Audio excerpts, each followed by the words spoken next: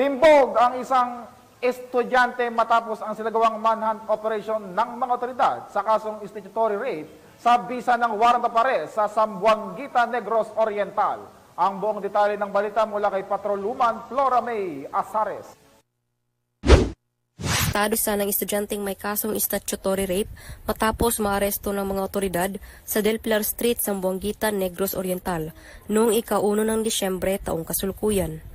Kinilala ni Police Captain Andrew L. Anque, Acting Chief of Police ng Zamboanguita Municipal Police Station, Negros Oriental Police Provincial Office, ang sospek na si John, 20 anyos, na residente ng Sitio Katubahan, Barangay Mayabon, Zamboanguita, Negros Oriental.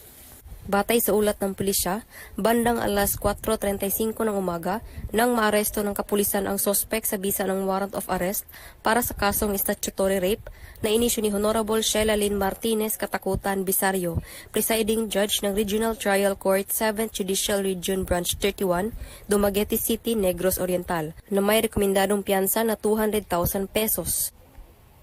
Kasalukuyang nasa kustodiya ng Zamboanguita MPS ang sospek para sa dokumentasyon at tamang disposisyon.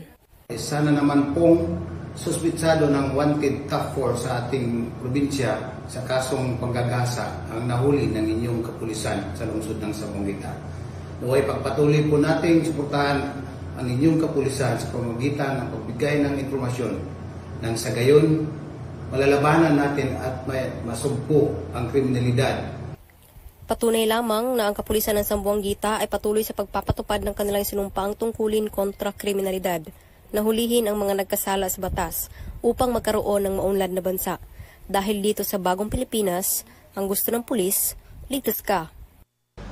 Mula dito sa Central Visayas, ako ang inyong PNN correspondent, Patrolwoman Flora May Azares, alagad ng batas, tagataguyod ng Balitang Pulis. Maraming salamat.